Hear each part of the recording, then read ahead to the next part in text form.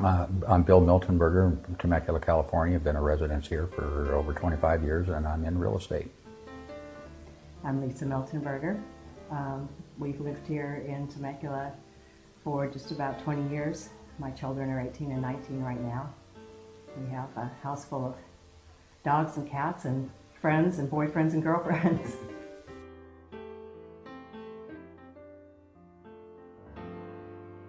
Well, essentially, it's a cancer of the blood or the bone marrow, and it affects the way your stem cells grow.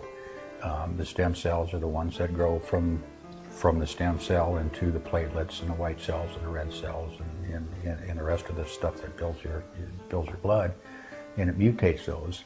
And so they don't form the white cells or red cells or anything else. So you become anemic, you become subject to infections, and then on top of that, the mutations affect the bone and start eating the bone. And so you get bone anomalies, tumors in the bones, and a lot of bone pain, and on and on and on and on. So, and there's no cure for it. It's very, very similar in a lot of aspects to leukemia. In the difficulty to fight and that type of thing.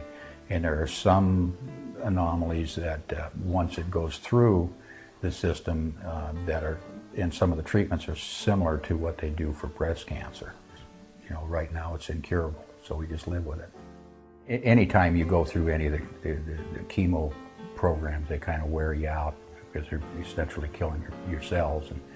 And this one is kind of targeted more toward the myeloma cells than the rest of it, so it didn't beat me up quite as bad as some of the previous chemo treatments and stuff like that. But the only thing that we could see is that maybe it kept the myeloma kind of at bay, but it didn't have any effect in reducing the levels, and of course the cost of it is extreme. And so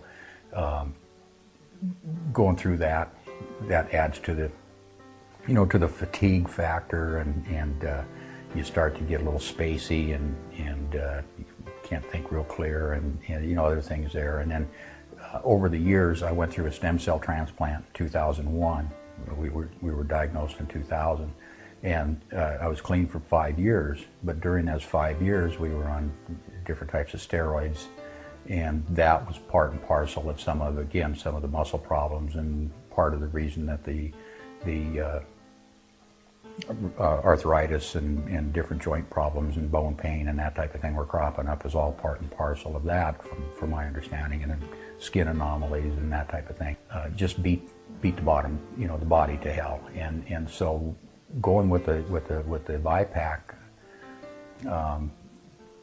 there's something in it that's helped rebuild me, and as far as my body goes, because it just, my skin's clearing up, and some of the anomalies that were caused from the steroids and stuff like that, they're slowly disappearing, and so getting off this chemo, if I can stay off the chemo, then it's well worth the cost for the ViPac. I mean, that's negligible compared to what the chemo stuff is. You're looking at about $10,000 a treatment for that stuff. So.